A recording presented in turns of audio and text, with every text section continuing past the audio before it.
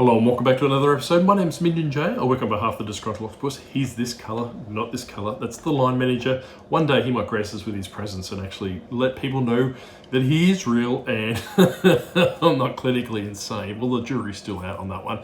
So I have been dealing with a buyer. I'm really going to need you to press pause on the video in a second and let me know what a better word than moron is. So I'm actually dealing with this moron, and insert word of your choice in the comment section below.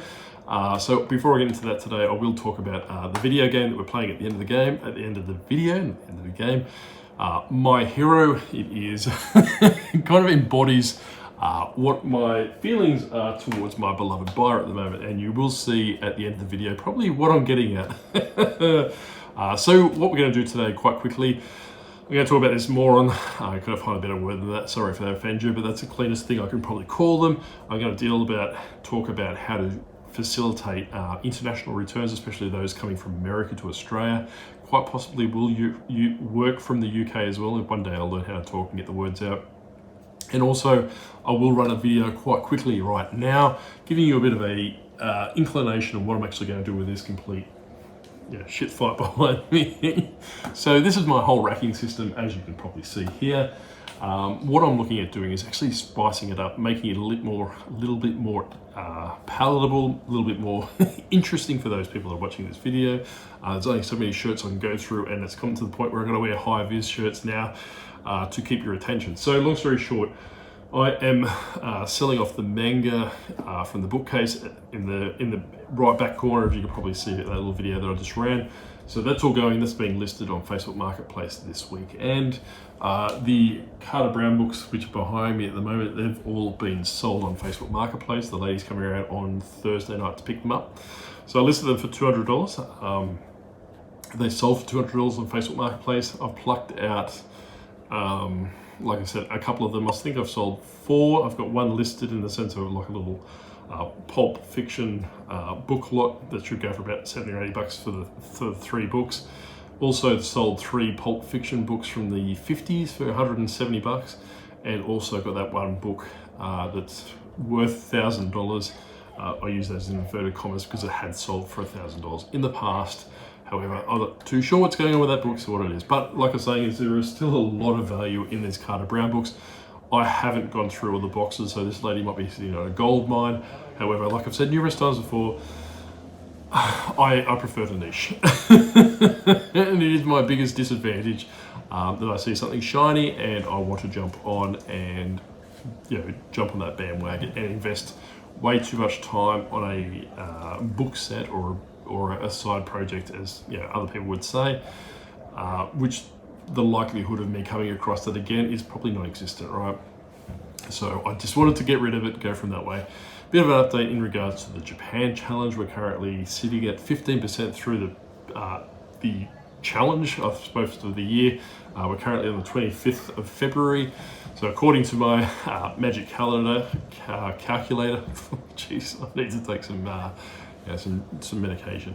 I should be up at 15.86%. We're currently sitting at 4,500, just shy of, and that's at 15% for that. So we're basically pretty close to being spot on to where we need to be, making that $50 into $30,000 Australian by the end of the financial year, end of the calendar year. So 31st of December. Jeez, I'm hitting goals today. So we've spoken about this. So in the process, I'm getting rid of all those books. These shelving racks here, the Skylanders will move behind me. I'm going to separate these shelving racks to the extent of the garage, in the sense that we'll open up a space in the middle, and that space in the middle I'm actually going to put my arcade machine, and in the background we will have arcade games playing, such as Snow Brothers, Wonder Boy, Bubble Bobble, Metal Slug, all those ones we have from yesteryear. So I kind of want to have that in the background because, like I said, I love talking about nostalgic games, retro games, in the sense of Sega Master System games. Love my arcade, love my Neo Geo, love all those different things. So I want to incorporate those into those videos. So what will happen, probably not the next couple of days, maybe in the next week or so, these racks will be pretty much what you can see on this space here. That will be behind me, so it'll make it more interesting. The books will be gone, so the racks will be pushed to the side, and we'll have the arcade machine probably sitting around here actually, so we can go from that way. So now we've got that out of the way. So the buyer that I've been dealing with, he left 2 neutral feedbacks with the comments slightly warped. I generally speaking, when people reach out, or sorry, when they leave negative or neutral feedback, my first course of action is to go to the feedback they've left for others. This gentleman's got 7 feedbacks, so a relatively newish account in the sense of buying and selling, and to say that he's got a very strong hit rate for for negative and neutrals left for others kind of gives me the inclination to put him into that moron category, right? So this guy didn't reach out to me and explain what he meant, or didn't send photos. I package things in boxes with bubble wrap or butcher's paper, or those little styrofoam pellet things that, obviously depending on which character is the fragility of it, I'll package them accordingly. So like I said, it's really annoyed me that he didn't reach out and say, hey, look, this is what's going on. If he had have done that, I would have moved heaven and earth to make it better for him. But because he hasn't reached out, he has that strong track record of leaving negative and neutral feedback for other sellers. I'm not going to waste my time. I'm going to wear the neutral feedbacks in this case. I could go to eBay customer service. It's becoming more and more complicated to do that, and it's not a very good return on investment. So in the sense that I would rather redirect that energy, just leave a comment saying, hey, look, apologies that arrived this way, or it might be a case of that, I have seen your feedback and apparently you have a lot of issues on eBay. I wouldn't state that. I would just very generic, the Octopus will reach out to you and resolve your issues. Thank you for letting us know. I'll leave it at that, because if you are another buyer looking at my account, they say, oh, he's got 2 neutrals and a negative, what's going on here? If you're being diplomatic and you're being polite and you're trying to resolve it, or give the impression that you're trying to resolve it in their response, it will work a lot better in your favor. So, but like I was saying, is that it is a lost cause for me reaching out to this person. I'm just going to call him a moron. Be done with it. So like I was saying, is that you couldn't go a different path. You can go for a feedback revision, which I wouldn't recommend, because he's probably not going to get back to you, and you've only got 5 for 1,000 sales, and you've also got the AI system, which is completely broken. I've never had any success with that, and you've also got the eBay customer service chat or the phone call. I'm not going to waste my time doing that. I'm just going to leave it stay, and like I said, all those different things. Next topic, and the final topic before we wrap today's video up, is I want to talk about how to facilitate overseas returns. What I find, especially when I was selling video games and DVDs, not that I do anymore, when I would sell to, primarily North America, and this is not a dig at them, it's primarily case in point of what I'm going to talk about, is that in Australia we work on the PAL system for for video games and 3DS, PlayStation, all those different games. And they primarily have the NTSC region, and likewise for DVDs and Blu-rays, we're region 4 for DVDs and region B for Blu-rays.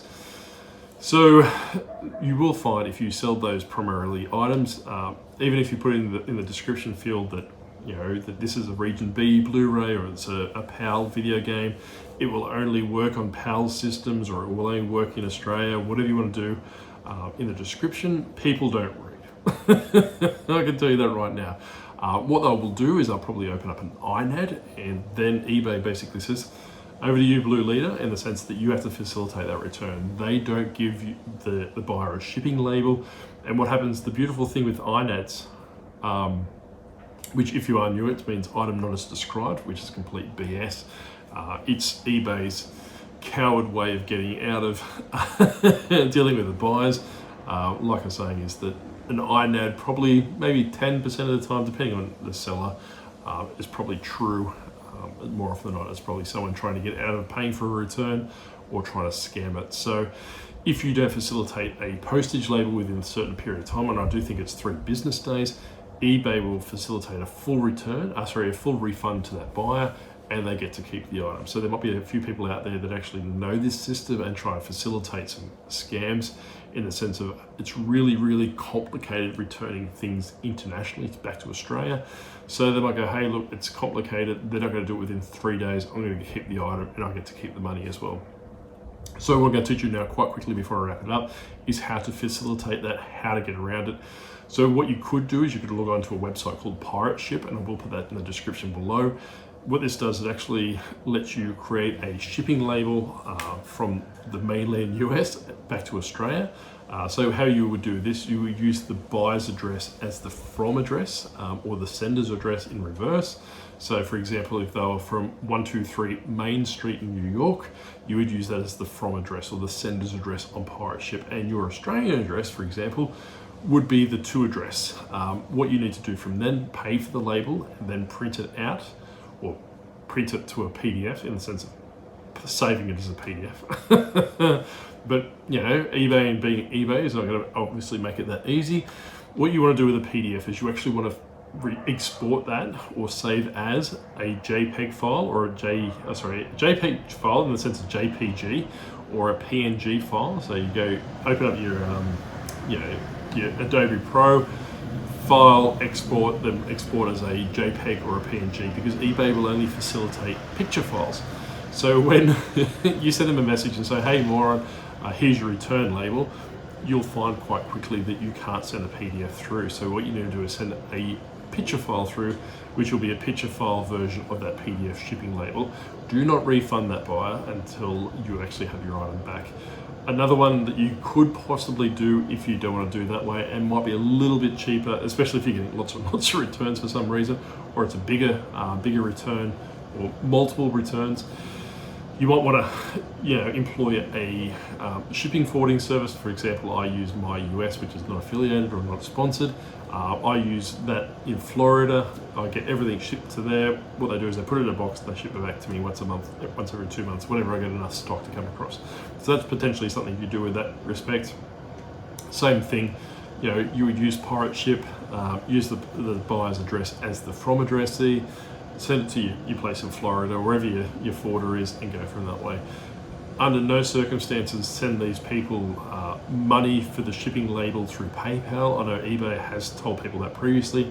I have seen that in Facebook groups. A lot of people recommending that you just go onto PayPal, type in Joe Blogs at live.com, and then send them some money, because what will happen is that there's no guarantee that they're going to buy that shipping label. The INAD closes in their favor. You've lost not only the item, not only the money, but you've also lost extra money on top for that shipping label. So in all circumstances, I strongly suggest that, especially if you're dealing with North America, in the sense that probably the US, maybe Canada to a lesser extent, you probably work out what shipping services you can do from that.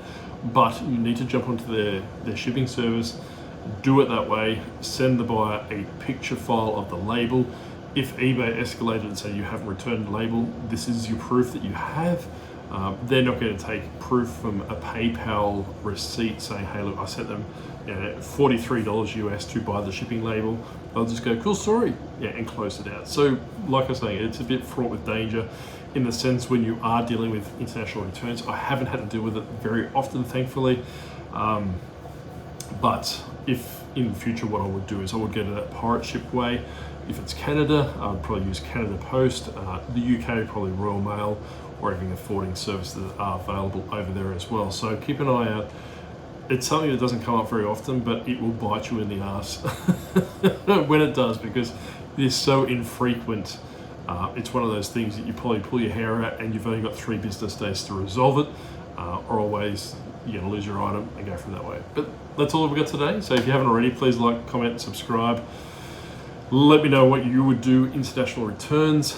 Me personally, I offer 30-day free returns domestically, so within Australia, and just 30-day returns for international. So obviously if they want to send the stuff back, they're on the hook because they've changed their mind or something along the lines of that. But definitely, especially in media, in the sense of Blu-rays and DVDs and video games, it's a big issue that pops up occasionally, especially with that region locks and all those different things. But let me know what you think. Let me know if you do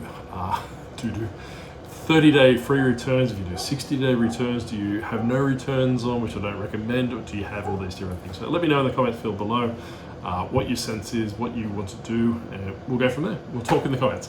Bye.